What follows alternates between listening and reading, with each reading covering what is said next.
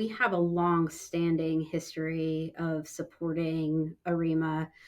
It is extremely important for us, not only from supporting people in the industry with knowledge, but also being able to leverage the specifications to help make sure products are performing the way that they should. Today, we have over 24 people that participate in 8 different committees for ARIMA, whether that be in a leadership role or providing subject matter expertise, or frankly, just a learning role. I think ARIMA is a great place, particularly for people new to the industry, to explore and understand the intricacies of the industry. And the other thing that I love about ARIMA is just the network that you can build. Being a young person in the industry, one of my favorite things to think about, back on, when I started my career was I was very inquisitive, and places like the ARIMA conferences and just interacting with the subject matter experts, I never had a person tell me, I'm not going to spend time to talk to you about that. Right. We just have so many wonderful people. And when you get the opportunity to engage with them through these committees, I think it makes a world of difference in keeping people in our industry and helping them to learn our history and why that history is important and how we get to move beyond that.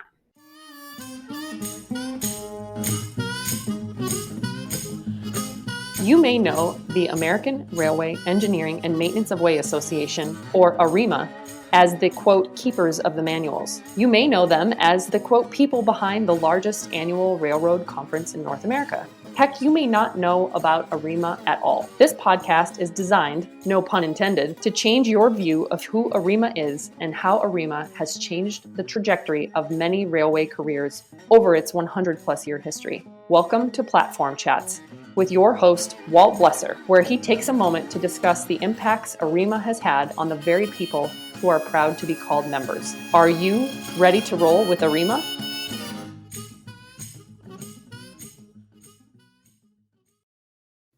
ARE Corporation is a proud supporter of ARIMA and Platform Chats. If you are looking to take your railway structures career to the next level, or simply start it down the right track, please visit us at arecorp.com.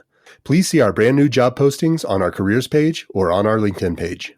Hey, everybody, and welcome back to yet another issue, if you want to call it an issue. Episode might be a better word than issue. I don't think people read magazines anymore. Maybe they do. But we are on episode 32 since the incarnation of Platform Chats, which is kind of wild to think about. I know I've said this before. We are more of the Netflix style. We are in season 3 of Platform Chats. This is episode 3, I believe, of Platform Chats for 2024. So I think it's season 3, episode 3. I don't know. But we are rolling right along in 2024. I made a promise to you back when we recorded episode 1 that we're going to try to get as much content for 24 as possible. We're going to try to get a full 12 episodes.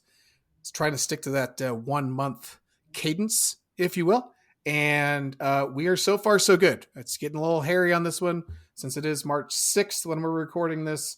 And sometimes we try to record a little bit sooner. But regardless, this episode is dropping in March, and I am so excited about that. And I'm also excited that I just pulled up the 35 Best Railway Industry Podcasts website, which I love to check every time before we start recording. And believe it or not, folks, we have made it to number 8. So, wow, look at where we have come from. I'm sure I believe I can think of a rap song in my head that talks about where you've come from and where you are now. I can't think of what it's called. Doesn't matter. I'm aging myself.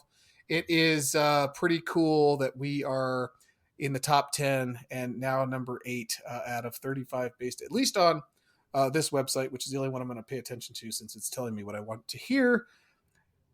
How cool is it that we get a guest for this episode who is the president and CEO of MxV Rail, Kari Gonzales. And so I want to just provide background. Unless you have been living under a rock for the last 6 to 9 months, you should have at least heard her name. There has been big changes down there in Pueblo. Kari's been around the organization for a very long time. She's very active in the industry. I have seen her name or other people talking about her on LinkedIn a lot. She's kind of a hot commodity in the last 3 or 4 months. So we were super excited when she agreed to sit down and take a few minutes to talk to the ARIMA uh, subscription or subscribers, excuse me, about everything MxV Rail. But not just that, we are going to take a new angle. We're going to take the same angle that we take on every podcast, which is we're going to give her a chance to talk less about her organization, but more about herself and why she's passionate about the industry, where she came from, how did she get here, does she see the industry going. Whatever she wants to talk about, it is all for her to talk about. So that was a long intro. Thanks for hanging in there. But I think it's worthwhile to give a good background on our guest today. So, Kari, welcome to the show. If you would like to start any time here and just tell us how in the world did you become the president and CEO of MxV Rail? And we can go back as far as you want. Well, a very long time. Just kidding. This is not a fairy tale today. First of all, thank you so much for having me on the show. It has been a whirlwind, probably the last 6 months, and I don't know where it all came from. We were talking a little bit earlier. I am an engineer at heart, so this is not generally my comfort zone. I have a team member that is consistently pushing me outside of my comfort zone, and I thank her every day for that, even though some days I'm more exhausted than others. But I guess my career in rail may have started. This is a theory I have. It may have actually started the day that I was born. My dad used to work for the BN out of Walsenburg, Colorado. And the day I was being born, there was actually a derailment that he had to go respond to. It's this whole situation. He ended up being able to come see me that night. But I guess when you look at it from that perspective, the fates had spoken and that I was going to be in a position to help prevent derailments for the industry long way down the road. So weird, didn't know it at the time, but there you go. My dad got out of railroading probably after about 5 or 6 years and moved into the world of HVAC eventually. But so I don't have any like really rail history other than that single derailment, but it may have shaped my future. So I think about my interest in rail and my passion today, and that was not something that was a lifelong passion for me. Frankly, I probably was like most of the US right now. They're like, oh, rail still exists. Yeah, we do.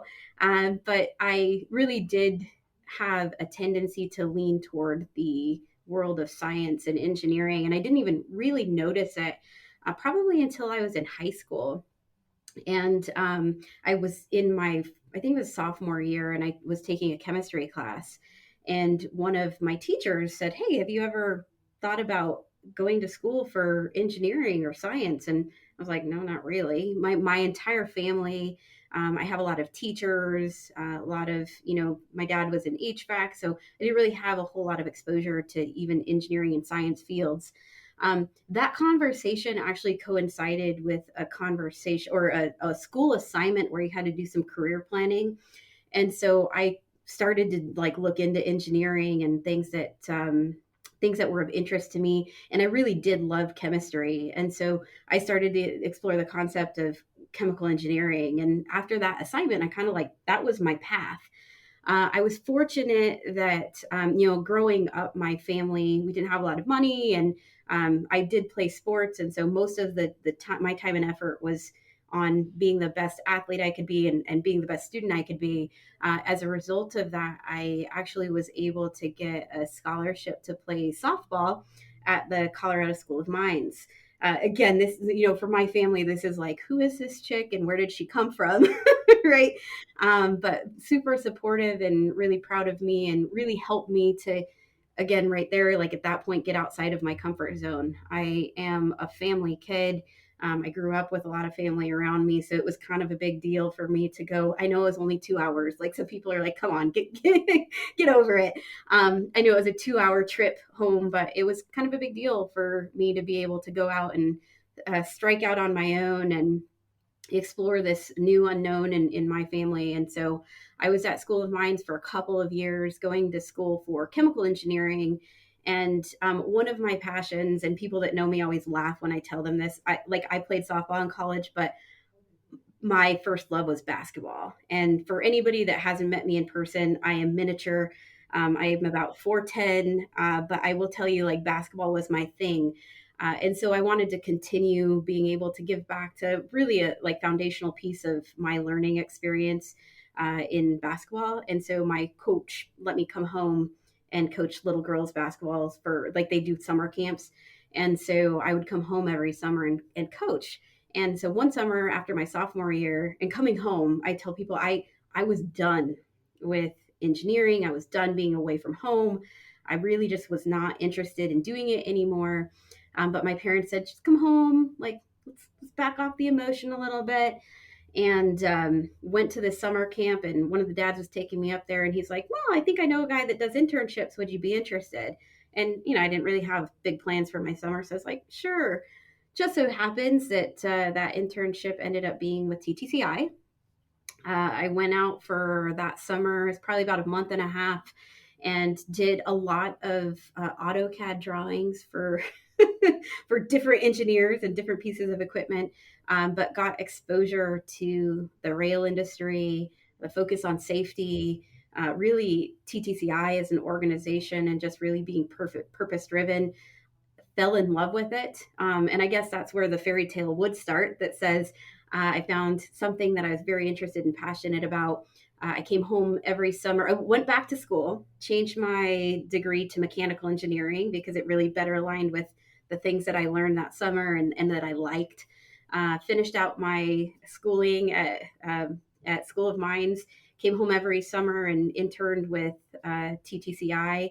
And then they hired me full time when I graduated I guess that was in December of 2002. So I've been with the organization, as an intern, but now full time employee for 21 years. It feels like, I can't believe I say that when I have to say it. I'm like, oh man, time flies when you're having fun, I suppose.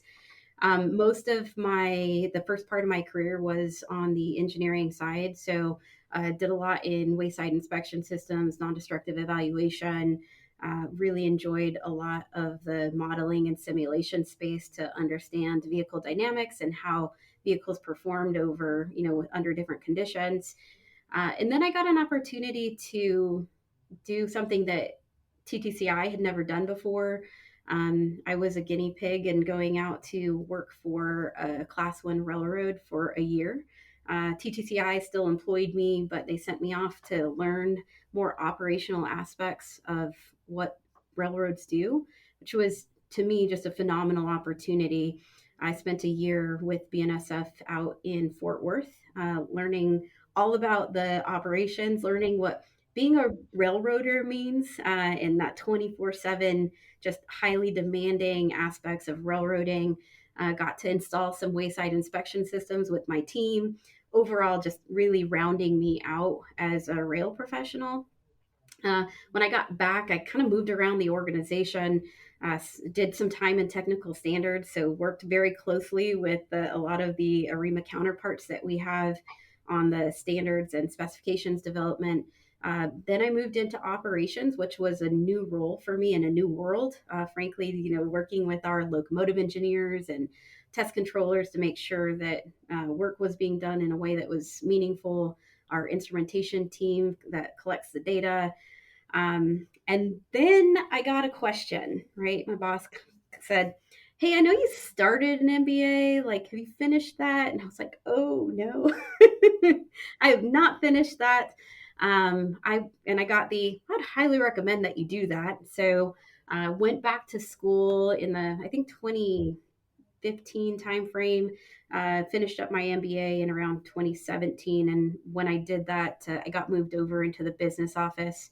And if anybody was on the webinar from LRW earlier this week, they will know that was a very scary time for me. It was something way outside of what I was expecting in my career, but ended up really falling in love, getting moved into the CFO position.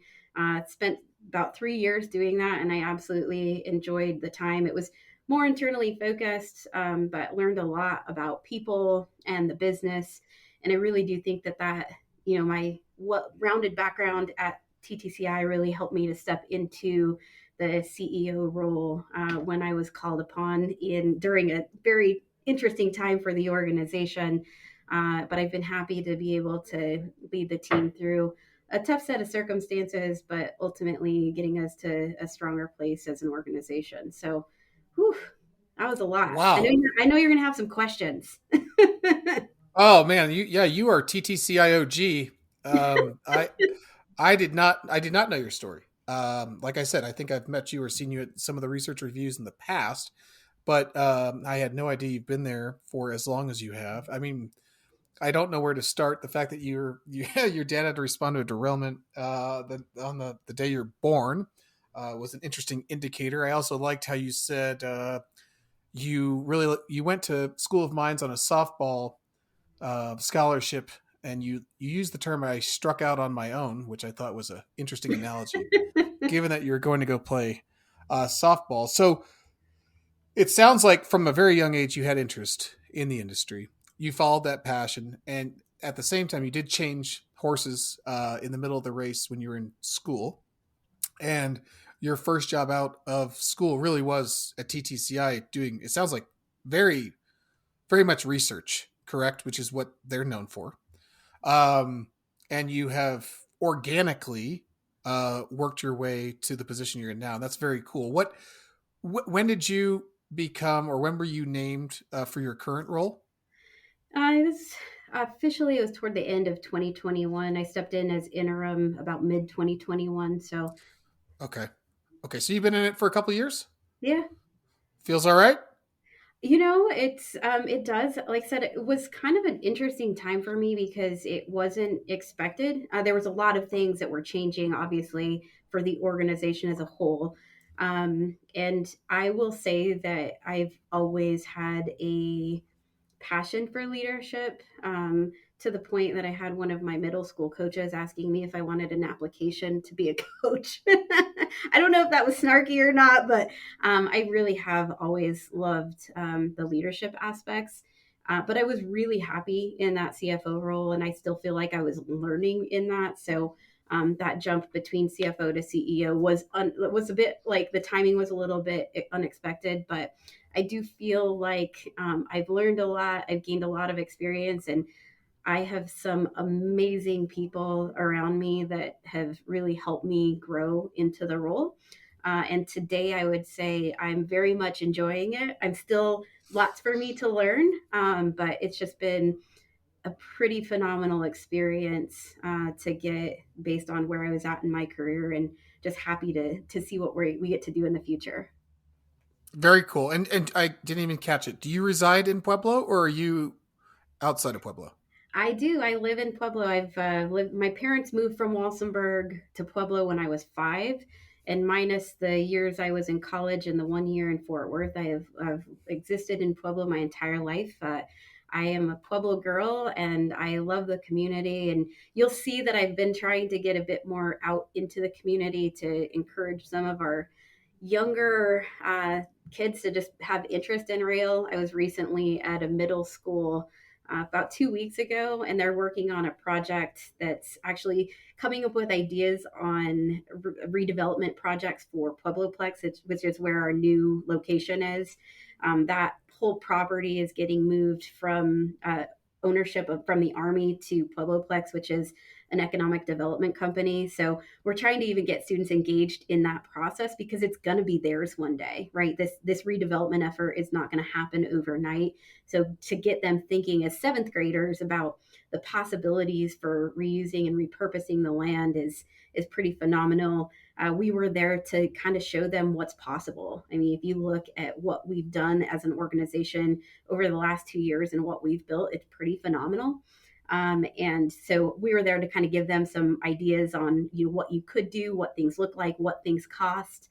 And so the community is really special to me. And Sometimes Pueblo will get a little bit of a bad rap in Colorado, but I always like to talk lovingly about our town, and I do think that there's unlimited potential for the city of Pueblo to grow in some positive ways.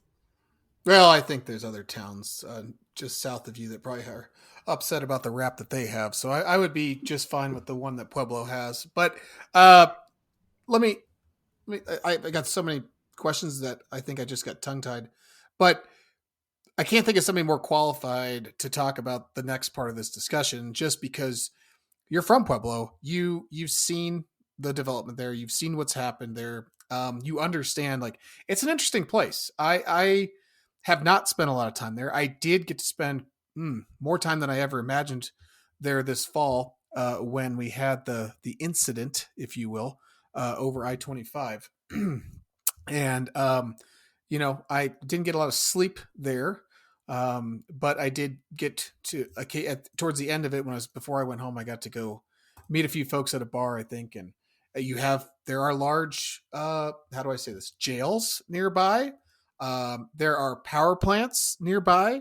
There is the railroad, TTCI, MxV Rail near. I mean, it's an interesting mix of industries, and you've seen all of it. So maybe that's the perfect transition to what is MxV Rail? What happened to TTCI? Is it the same thing? Like, I think, and speak as freely as you can, given your title, and take off your Kari Gonzales All About Me hat. Now I'd like you to put on my Kari Gonzales CEO hat of MxV Rail, and maybe talk briefly to the listeners as to, the funding sources and what is AAR's role. And I mean, you mentioned in your story that you got to go work for BNSF for a year. Why? Right. So what is the relationship with the class ones, and why the change in name? And talk. I mean, I'm excited because I am so lucky to have been at a recent event in Tampa where we had all the structures functional groups come together at one time, and Mr. Chris Johnson and Dwayne Otter did a great job. They spent an hour talking about this. So I don't want you to do it for an hour, but if you could briefly kind of explain what TTCI is, where it came from, and where it's going, and why the future's bright, it's all yours. Awesome. Well, can I start with negotiating maybe a part 2 of the series? Just kidding. We can do that. We can Okay. if you want 2 podcasts, maybe we can do it.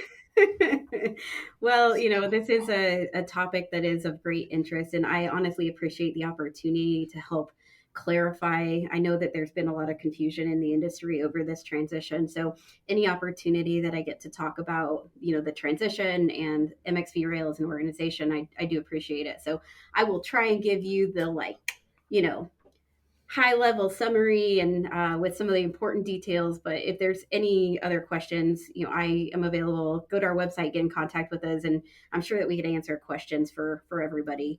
But the transition of our organization was really spurred by a decision that FRA made, and the conversation actually started probably in like the 2015-2016 timeframe. When FRA/DOT were looking broadly at their facilities and how they could better use the facilities for more work. TTCI at the time was included in all of those conversations, and we worked with FRA through our contract that we had. FRA put out the request for proposal for management of the TTC in the 2020 timeframe. We responded with our proposal in, I think it was probably mid to late 2020. FRA did make an announcement in 2021 that they decided to move in a different direction, away from TTCI managing the facility and going on with a different vendor. So, we had a decision, our board had a decision on what the organization was going to look like moving forward. And I think it's really important to talk about TTCI's place in the industry and how that transformed into MxV Rail, because you look back at the history of research in our industry, and it dates back to the 1930s, 1940s, when AAR was actually established. There's always been a research component because our industry values being able to consistently look at the things that we're doing and make improvements on safety, reliability, efficiency, and now resiliency. So, our, as an organization, our DNA was really in, and our purpose was in helping to progress the industry. So as we were reflecting on our position in the industry and what our future was going to look like, we really did have a hard choice to make. I think as an industry, the value that we provide was something that needed to continue, but recognizing that without a facility, our organization would look different. So I stepped in again, like right after that decision was made. It was a couple of months that I stepped into the CEO role and had to start working very quickly with our board of directors, who is made up of mostly the chief operating officers for the class ones. We do have a couple of representatives from like passenger and now short line. We're excited to have some short line partners on our board now. But working with them, it quickly became apparent that we needed the infrastructure and testing capability to really support the industry in a way that was continuing to be meaningful. So we explored some options to maintain presence at the TTC, and those unfortunately didn't work out, which led us to start looking for opportunities to be able to build out a new test facility that would accommodate the needs of the industry. When we started to do that, we were looking in Florida and Texas, and there is a whole other story there that I don't have time for, but ended up finding Puebloplex, which is located about 10 miles south of the old facility. And we're able to work with the local economic development company to be able to get some buildings in town near the airport. And so we started that transition. And that timeline I'm like zooming through, but there was a lot of conversation and a lot of thought around, where and what and why and how. Overall, we spent all of 20, like the remainder of 21 and all of 2022 through September-ish, doing three things, right? Number one, making sure that all of our equipment was relocated from old facility to new facility. That was about $100 million worth of assets. So that means rolling stock, test equipment, all the things that you could think of, 40 years worth of history being moved 10 miles south of the old facility. So we spent a lot of time, a lot of effort moving our equipment from one place to the other. We were also running the business, right? It was important that we had a seamless transition because the work that we do really does contribute to a better industry. And so we had to maintain focus on that. And then the last piece was being a construction company. we were building a brand new facility. Today, I'm happy to report that we are about 99% done with being a construction company. We now have over 20 new miles of test infrastructure, including a new kind of kidney bean shaped loop that is our new facility for accelerated service testing.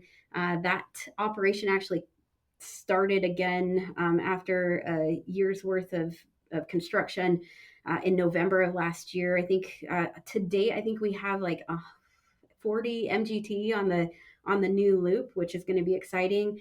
For people that want to come and see it, we are hosting our annual research review. I know you talked about that earlier. That is at the end of April. The registration is open on our website, so please feel free to register. This year, we do have the track walk back. We didn't have that last year. We did kind of an open house. This year, people will be able to go and explore the experiments, which there's over 30 different experiments in this initial build, including a bridge span. So everybody get out here, come see it, get your hands on some of the experiments that we have ongoing. I think the one thing that I did miss in that whole transition was the rebrand.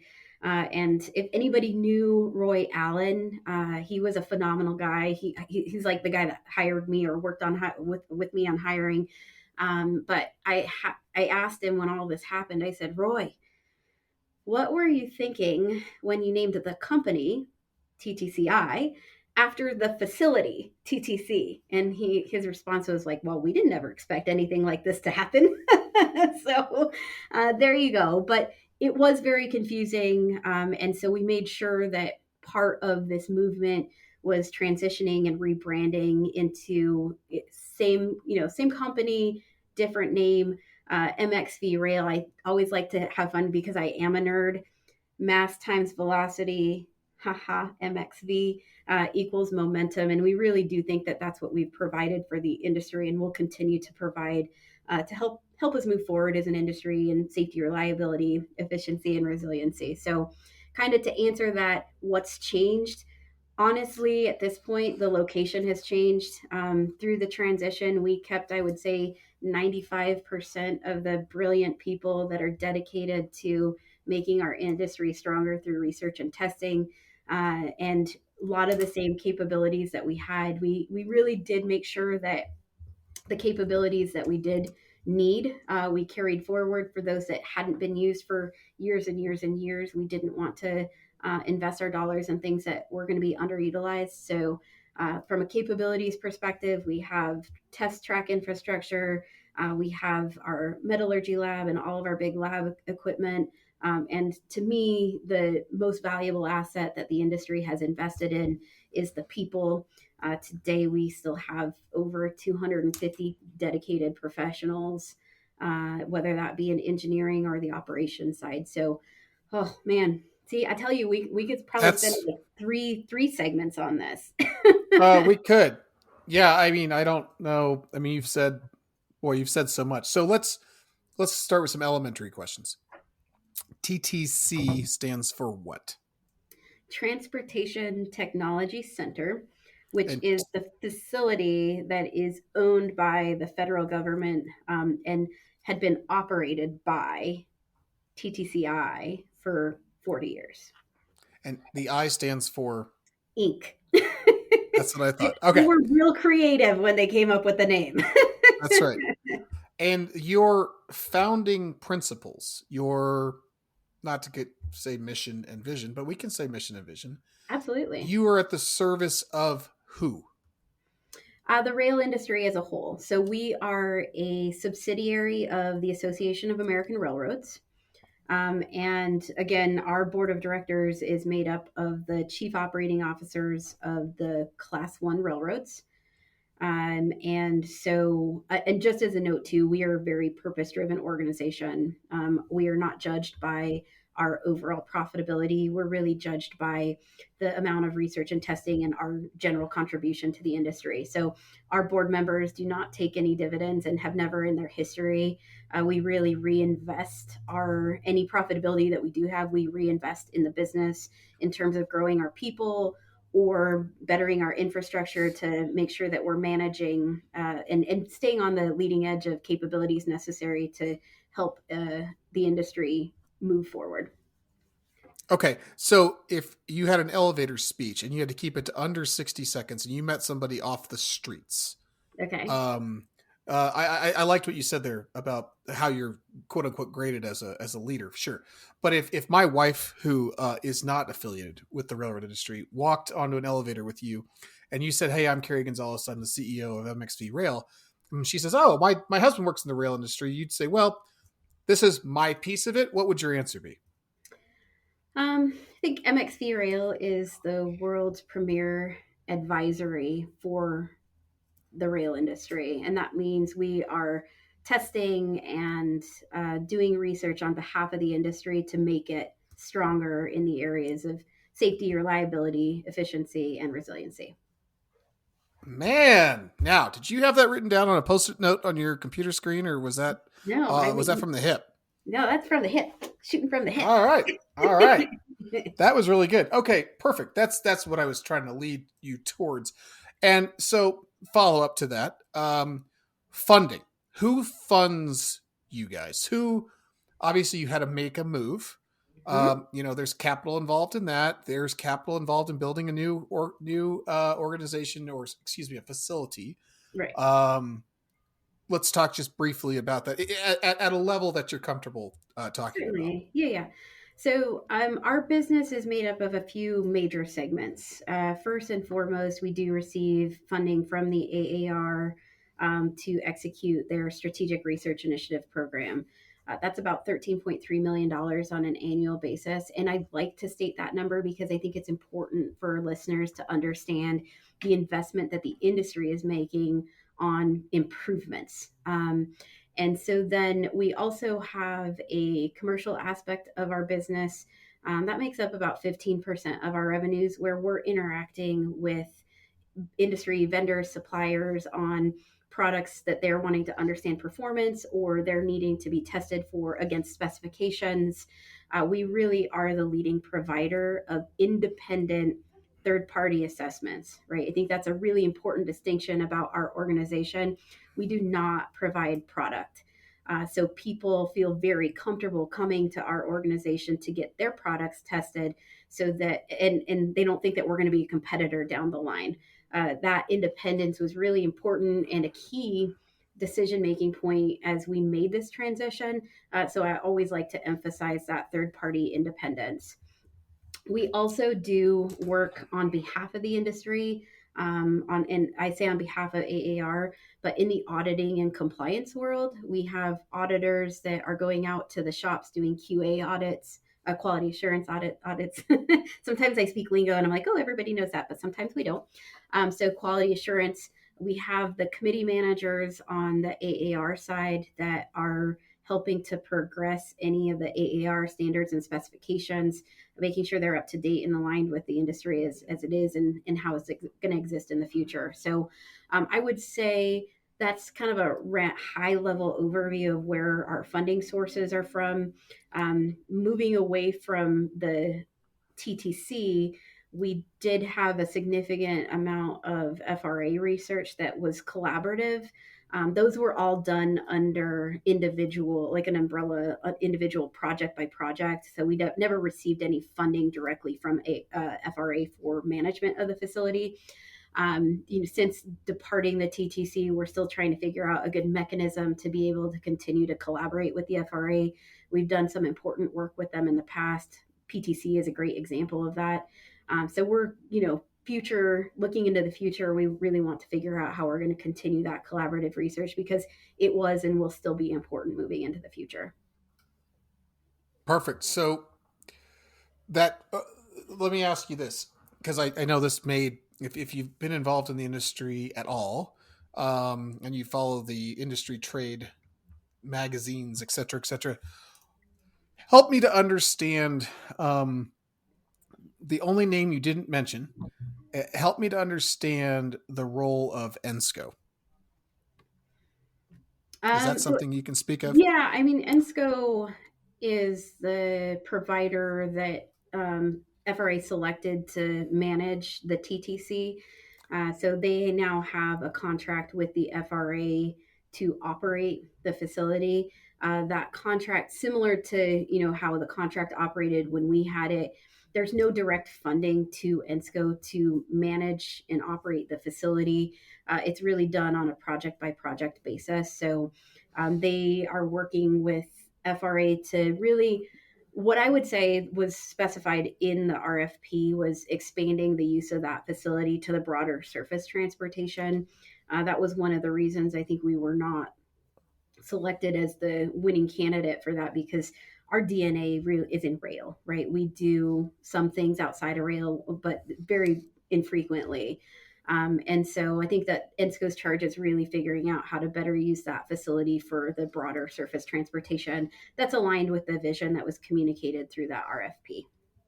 Perfect. Yeah, because I know they're obviously, if you're in the industry for any period of time, you know who they are, and they're a large supplier in the industry. And so, sometimes you see that name and then you start thinking about, well, these guys are supposed to be doing independent reviews of stuff that I want to bring to them.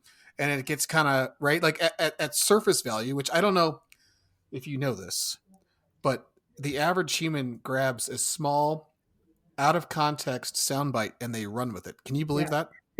No, can't believe it. But I do think that was one of the reasons that I wanted to make sure that the audience understood that we really are the only independent third-party provider, and we do not provide product, right? It just for that reason that you specified. There's always some confusion, and even if it's outside of the space where you would be doing testing, we learned very early on that any conflict, whether it be directly with somebody or indirectly with somebody that is coming in on something completely different, it does cause problems. So we recognize that as a challenge and make sure that we avoid providing product like the plague. Like we'd have to be forced to provide product by our board to really engage in any of that. So with the new, you did briefly mention the new test track, right? So the old one that I walked for years, that's gone. Is that right? Well, it's still at the TTC. It's just It not is. being used for the AAR's SRI program. Okay. Okay. So what is your favorite part of the new test track and why is it the bridge? You must be a bridge guy. Actually, the bridge situation is actually amazing, right? Because we had two bridges that were installed in the old track. And because those bridges were donated by the industry, we relocated those, right? That was an asset that the industry invested in. So watching these bridges being moved was actually a very cool part of this transition. We're really happy that we were able to get one of them into the initial build. A lot of the work that we're doing on that one is the bridge deck material design. So keep an eye out for research results coming out on the bridge work that we're doing. But all in all, like I honestly am just so proud of the team for being able to implement the vision in the time frame that we did it. If you look at our board, actually made the decision to move in, I think it was our December of 2021 board meeting.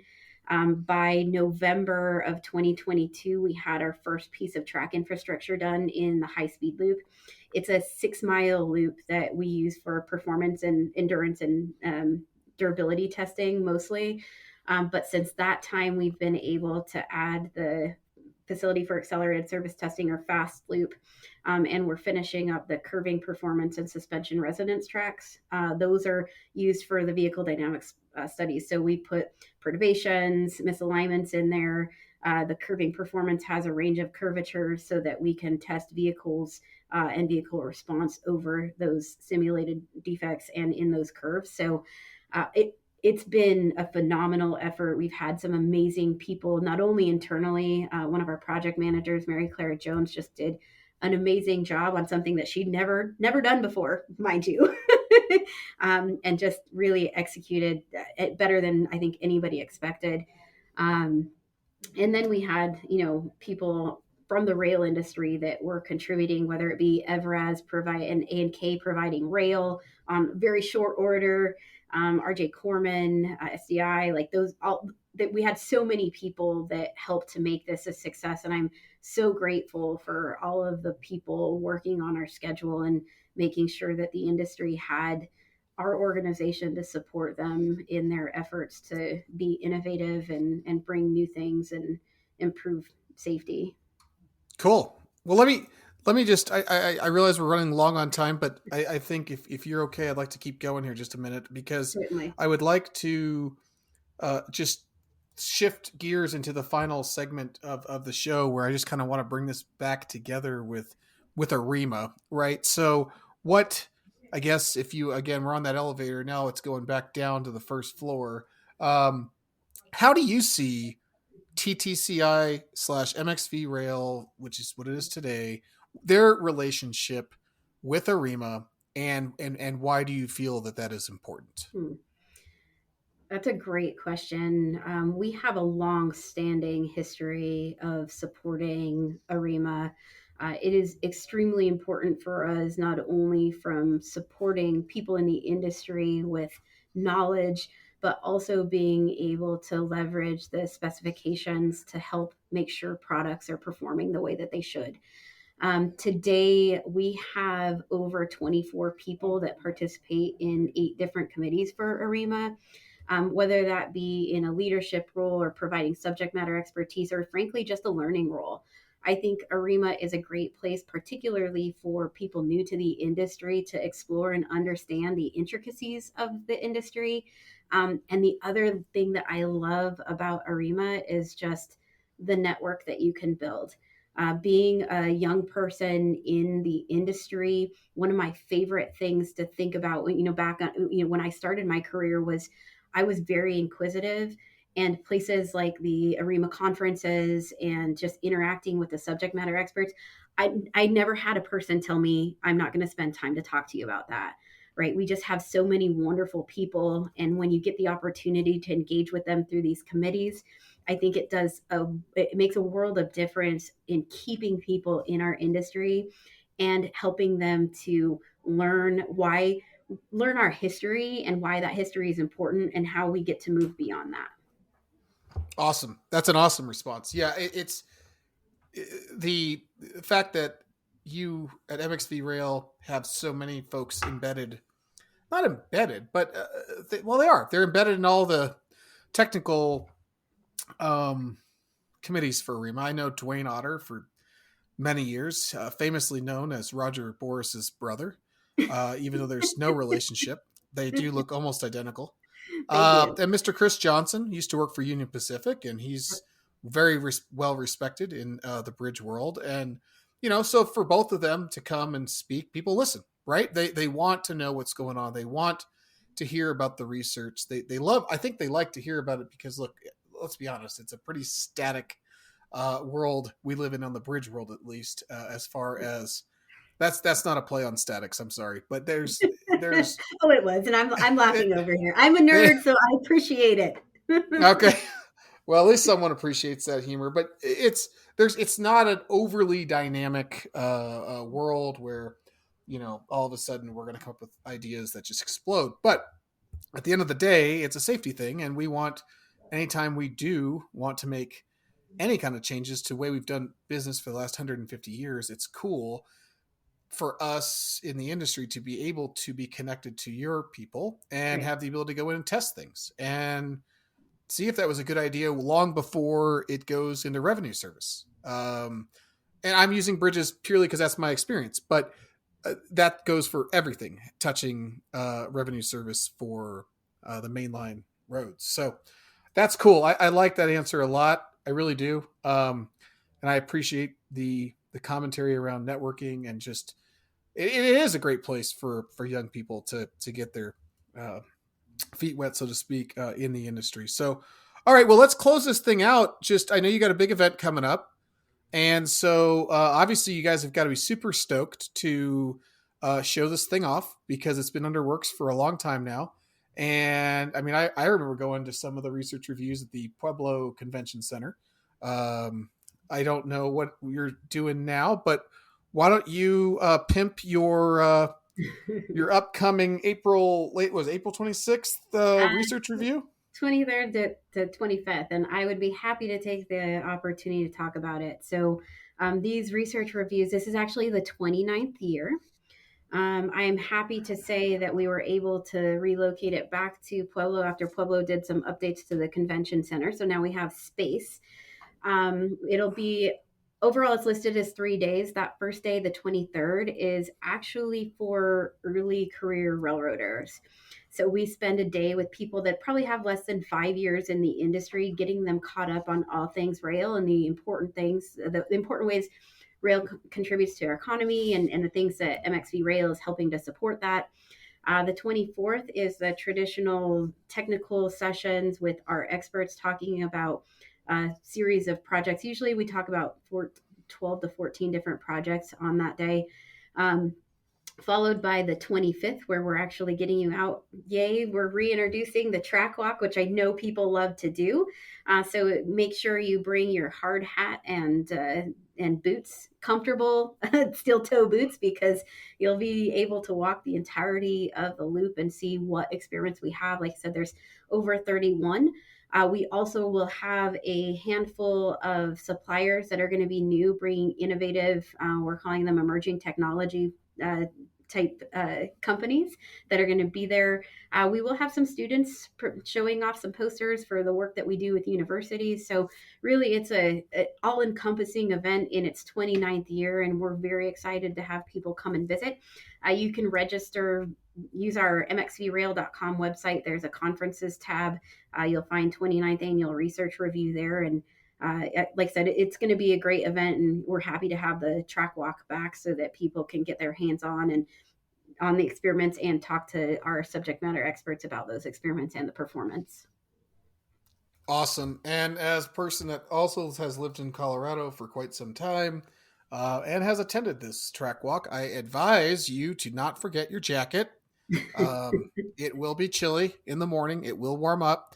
But I have one year I left it in my hotel room as I headed out too quickly, and boy, was that chilly. I spent way too much time in that big giant building where there was other research going on, but I wanted to be on that track walk. So yes, and steel-toed boots, because walking on ballast and rail and ties, etc. Very cool. I'm excited. I am going to do my absolute best to be in attendance, and I'm looking forward to it. I'm looking forward to getting back out there and looking at all the stuff you guys have got going on. And yeah, I mean, it'll be great to shake your hand in person.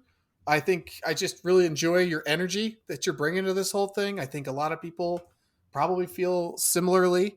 It looks like the future's bright. So if you want to just end on that, you can tell us what you see the future looking like, and we can wrap this up.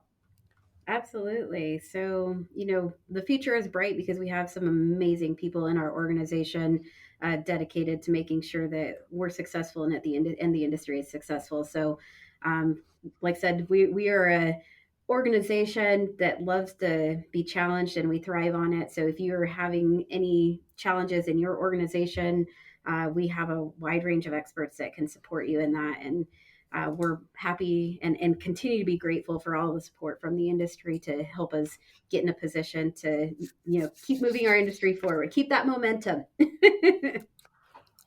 Yes, keep the momentum. I guess I don't want to refer to it as small p, but I think that's what it was in physics, is P equals M times V. Am I off there, nerd? You're getting very nerdy right now. Just okay. I had to. If you're calm, I was going to do some sort of SRI bridges the gap between idea and implementation. I didn't go there though. I didn't go there because I thought we might lose a few people. This is true, but we got to play to the audience here. Someone out there somewhere probably chuckled. Even if it was just a small chuckle. Thank you so much for being on here. I don't know if we just broke the record for length of podcasts. I think we did. Don't know. But either way, this went by really fast for me. I'm so happy you could be on the show, and I really look forward to seeing you in about a month and a half or so. So thanks, Kari. We'll see you soon. Thank you. Thank you for rolling with ARIMA on today's episode of Platform Chats. For further information about ARIMA, please visit arema.org or contact us at info@arima.org.